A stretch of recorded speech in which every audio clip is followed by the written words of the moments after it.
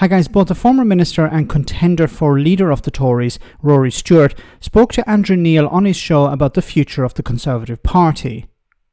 Rory started out rightly by saying that the Conservatives will get a thumping at the general election, and rightly so. However, he was asked if he would like to be part of the reconstruction of the party after the general election, and he was a bit cagey in his response. It's likely that a large number of moderate Conservatives will lose their seats, but will somebody like Rory be able to convince the party to go back to the centre? Do you share the widespread view, I'm assuming you do, that the Tories are heading for a thumping on Thursday? Yes, and I'm afraid that they deserve it, that this country would not benefit from more Conservative government. Right. So, will you play a part? Are you minded to do so? Do you have the stomach to do so in rebuilding the Tory party, or have you moved on from there?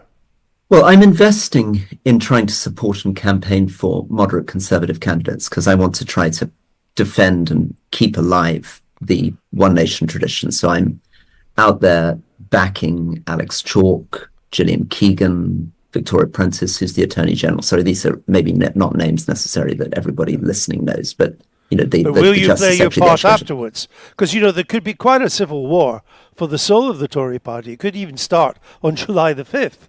Yes. And I think we've all got stomach for that fight. We've all got to lean in. And I think that's where people like me, but also my friend David Gork, have got to continue making the case that the future of the party, the only way we can win, is not by being Le Pen. You don't win a majority in Britain by just appealing to the populist right. You have to retake the centre. The electoral maths are not like the French. Yes, and he's right. Now, the problem for Rory Stewart and the centrists in the Conservative Party is that after the election, Rishi Sunak and his opinions and his positions will be deeply criticised. He will be the scapegoat. Conservatives on the right will say, see, we lost because we weren't conservative enough. We vacated the ground towards Nigel Farage. We should have gone harder on immigration. We should have gone harder on the culture wars. And look, we lost because Rishi Sunak wasn't a real Tory or a real Conservative. He didn't embrace conservative values or whatever the hell that means. Now, another problem for Rory Stewart and the One Nation Tories is that the members of the Conservative Party are much further to the right than the average Tory MP or the average person on the street.